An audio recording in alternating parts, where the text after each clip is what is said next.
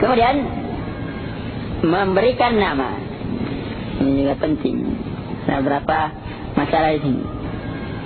Jadi sesudah lahir diberikan nama dengan nama yang baik, dengan nama-nama hamba-hamba Allah atau mengandung makna yang baik. Nanti Ibnu Qayyim rahimahullah itu juga menyebutkan ini pada zamannya. Kata beliau, jarang Anda mendapati nama yang buruk, melainkan pada nama tersebut melekat pada orang yang buruk pula. Dan Allah dengan hikmah dan terkandung dalam qada dan qadarnya memberikan ilham kepada jiwa-jiwa untuk meletakkan nama sesuai dengan yang punya. Karena keserasian, sebagaimana keserasian antara sebab dengan penyebab tidak jauh berbeda, tidak banyak bergeser.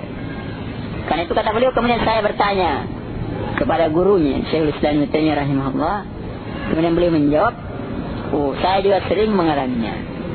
Kemudian beliau berkata, dan bahwasanya secara umum akhlak, amalan dan perbuatan yang buruk menuntut nama yang sesuai. Demikian pula sebaliknya, Rasulullah SAW dinamai Muhammad dan Ahmad karena sifat-sifatnya yang terpuji sesuai dengan namanya. Bahkan beliau adalah membawa panji, kata beliau rahimahullah, panji alham yang terpuji. Pemilik nama yang baik, kata beliau, terkadang orangnya menimbulkan rasa malu dengan namanya untuk berbuat yang tidak baik dan mendorongnya untuk berbuat sesuai dengan namanya. Karena tidak tepat kalau orang mengatakan apalah arti sebuah nama, sekedar simbol. Tidak, tapi simbol yang melambangkan sesuatu. Dan sebaliknya, nama-nama yang jelek akan melahirkan dan mendorong dia untuk berbuat yang jelek. Dan orang-orang yang rendahan namanya sesuai dengan keadaan mereka. Orang-orang yang mulia juga sesuai dengan keadaan mereka. Ya. Karena itu kata Syekh Bakar Abi Zaid rahimahullah, kata beliau, dosa-dosa itu semuanya ada jalan keluar yang tidak diampuni dengan bertobat. Bahkan kesyirikan pun kalau bertobat hilang seketika, seakan-akan tidak ada. Tetapi ada satu dosa, kata beliau, yang sulit untuk dihilangkan. Apa dosa itu? Itulah dosa nama yang jelek. Apa buktinya, kata beliau? Coba saya lihat orang yang KTP-nya namanya Edward umpamanya. Ini mananya dia. Walaupun dia rubah namanya sekarang jadi Muhammad, tapi kalau buat paspor, Edward, dosa lagi. Siapa punya namanya Edward? Muslim atau non-muslim? Apalagi kalau mengandung doa-doa yang jelek. Siapa namanya? Jahannam. Terbawa walaupun dia rubah sekarang namanya. Dia rubah jadi Ashabul Jannah. Tetap. Itu yang melekat di paspornya, di KTP-nya, tidak bisa dirubah. Dosa yang terbawa-bawa, walaupun dipandang remeh, walaupun tidak berdosa secara langsung, tapi seakan-akan selalu membawa dosa padanya. Kenapa? Karena nama. Iya. Karena itu musibah ya.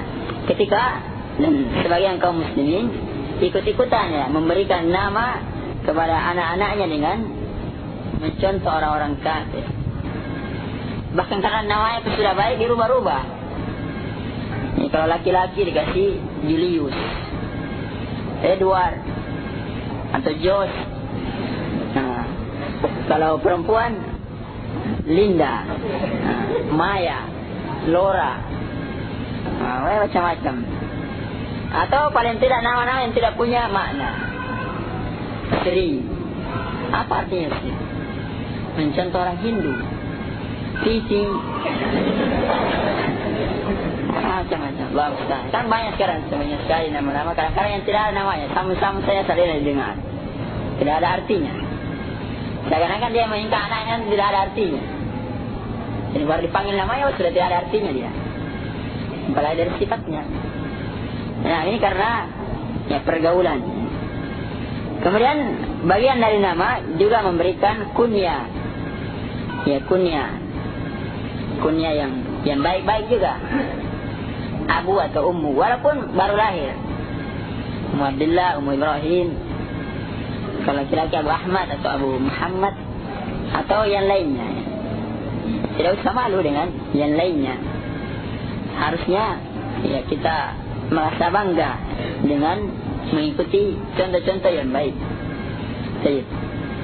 Yang berikutnya, untuk melahirkan anak yang baik, maka seorang ibu ya ataupun bapak itu harus memberikan contoh ya, menjadi soleh bagi anak-anaknya, walaupun jadi sudah disebutkan juga. Di sini kita sebutkan beberapa contoh dalam sejarah ya. Begitu pengaruh bapak ataupun ibu dengan anak-anaknya. Ini ada beberapa contoh. Di antaranya bagaimana Al-Zubair ya, Abdullah bin Zubair mencontoh bapaknya Al-Zubair bin Awam radhiyallahu taala anhuma. Sebutkan dalam syiar ya, dalam nubala, kata Urwah, aslama Al-Zubair, masuk Islam Al-Zubair bin Awam ibnu 8 sinin. Ketika itu umurnya baru 8 tahun. Wa nufihat nafhatun minasyaitan anna Rasulullah sallallahu alaihi wasallam ukhidha bi a'la Makkah. Tersebar berita dari berita syaitan bahwasanya Nabi sallallahu alaihi wasallam bahwa itu sudah dihabisi di Mekah, dibunuh atau diculik dan sebagainya. Fakharaja Az-Zubair wa huwa gulam. Maka Zubair keluar pada waktu itu baru umurnya ibnu sintai asyrata sana, 12 tahun. Biadihi as-sayf, di tangannya ada pedang. Faman ra'ahu ajab, maka siapa yang melihatnya pasti takjub. Wa qala al-gulam ma husay, seorang anak kecil kok di tangannya ada pedang. Hatta atan Nabi sallallahu alaihi wasallam, sampai mendatangi Nabi sallallahu alaihi wasallam, diceritakan dan diperhadapkan. Maka Nabi bertanya kepadanya, malaka ya Zubair, apa yang terjadi denganmu, kenapa kamu bawa pedang? Maka beliau bercerita, saya mendengar Rasulullah SAW begini dan begini. Wa qala ataitu adribu bisayfi man akhadaka, saya datang membawa pedang ini membunuh siapa yang membunuh engkau ya Rasulullah sallallahu alaihi wasallam.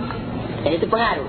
Kemudian di sini Fudail bin Iyad, Aba Ali, ma'ruf dengan zuhudnya, dengan rasa takutnya. Maka juga anaknya mencontohnya. Disebutkan dari Muhammad bin Nahiyah qala sallaitu khalfa al-Fudail faqara'a al-haqqa bis-subhi, yang membaca surat al-haqqa dalam salat subuh. Falamma balagha ila qawlihi khudhuhu fagulluhu faghalabahu al-buka, maka dia menangis. Sekarang bagaimana anaknya? Tadi kita sudah ceritakan Abdurrahman. Sekarang bagaimana anaknya Ali ibn Fudail? Kata Abu Bakar bin Ayyash, sallaitu khalfa Fudail ibn Iyad al-Maghrib wa ibnuhu Aliun ila janibi. Saya pernah salat Maghrib diimami oleh Fudail, saya dan anaknya Ali di sampingku. Faqara'a alhaakumut takatsur hatta surtumul maqabir. Dan seterusnya ayat. Ketika dia sampai, thumma latara'unnaha 'ainal yaqin, thumma latus'alunna yawma idzin 'anil na'im. Qala saqata 'Aliyyun 'ala wajhihi mughshiyan 'alayhi. Yang dia menangis sampai seperti pingsan. Wa baqiya Fudail indal ayat. Bapaknya juga di situ dia sambung-sambung ayat. Jadi demikian beberapa contoh ya, pengaruh seorang bapak ataupun seorang ibu kepada anaknya. Nah, karena itu contoh ya, amalia bagi seorang ibu umpamanya, ini contoh sehari-hari saja. Jadi ketika ingin anak itu mencontoh dengan baik, jadi umpamanya azan sudah dikumandangkan, kan harus bercepat salat, bergegas atau membereskan apa-apa yang harus dibereskan. Dan yang paling lambat biasanya itu adalah ibu, karena paling banyak pekerjaannya. Mana belum masak, mana cuci yang belum selesai, mana mau menjemur, mana mau menyetrika dan sebagainya. Tapi kalau dia ingin mendidik yang baik, maka pekerjaan itu dia harus tinggalkan, kecuali yang memang berbahaya kalau dia ditinggalkan. Paling tidak cepat-cepat dia pergi berwudu. Dia pegang masaknya, lagi sedikit baru pergi sholat, supaya anaknya melihat, oh ibuku cepat-cepat sholat. Tapi kalau hanya main-main air di situ sama anaknya, Ya, dia terus mencuci anaknya, naik di baskom, mandi-mandi. Wih, sudah 2:30, belum sholat zuhur. Nah, nanti anaknya tidak peduli. Biasa di buku itu. Dan itu paling banyak dihadapi oleh perempuan. Ini kan contoh kecil, tapi memberikan ya pengaruh yang besar terhadap kepribadian seorang anak. Ya, kemudian yang berikutnya, dan ini banyak, tapi bisa kita ringkas, mendidik anak dengan pendidikan agama sesuai dengan umurnya. Jadi kalau baru belajar mengucapkan kalimat, kita disuruh mengucapkan kalimat-kalimat yang baik, lafaz-lafaz tauhid Allah, diajarkan dengan lafaz yang baik. Allah, jangan Allah, ya diajarkan. Kalau belum ditanya, baru satu kalimat saja dapatkan lafaz-lafaz jalalah Allah, Ar-Rahman. Kalau bisa kalimat tauhid, la ilaha illallah. Sedikit-sedikit setiap hari, walaupun dia tidak bisa ucapkan, dibiasakan dia mendengar sehingga nanti terbiasa. Di mana Allah, bagaimana kisahnya Jariyah. Jika ditanya oleh Nabi sallallahu alaihi wasallam di mana Allah, walaupun sepertinya main-main, tapi kalau sudah mendarah daging, dimanapun dia akan bilang. Kalau ditanya di mana Allah, di atas langit. Kalau nanti di sekolah umum masuk, di mana Allah, di mana-mana. Tidak, ibuku bilang. Jawabannya begitu. Ibuku bilang Allah itu di atas langit. Kok ibu guru bilang Allah itu di mana-mana? Nah, dia akan lapor sama ibunya. Ibu guru bilang, katanya Allah itu di mana-mana. Gimana sih? Kok ibu bilang ada di atas langit? Pasti dia protes. Karena sudah mendarah daging. Dirubahnya susah. Tapi kalau dari kecil Allah itu di mana-mana, nah, itu juga yang dia bawa-bawa. Dan satu lagi masalah ya, anak kecil itu paling suka bertanya. Apa saja ditanyakan, maka harus pintar-pintar menjawab jawaban yang sesuai, atau paling tidak mendekatkan diri kepada agamanya. Ibu, api itu panas. Kenapa sih panas? Masih pusing untuk menjawab. Kalau ilmiah dan tahu ya tidak apa-apa. Air itu kenapa selalu lari ke bawah, mengalir ke bawah? Nah, biasanya ibu itu marah-marah. Kamu tanya terus, sana main. Tidak usah tanya-tanya, semua sekali tanya-tanya. Harusnya dijawab. Kalau tidak tahu, ya dijawab, dipalingkan. Itu panas. Kenapa panas? Untuk membakar orang-orang kafir. Maka jangan berbuat kafir. Kamu saja tidak bisa pegang, apalagi nanti dia bakar. Ya, air itu untuk keperluan makhluk untuk hidup. Seandainya lari ke atas susah, kita lompat-lompat. Tapi lari ke bawah ya pohon ambil.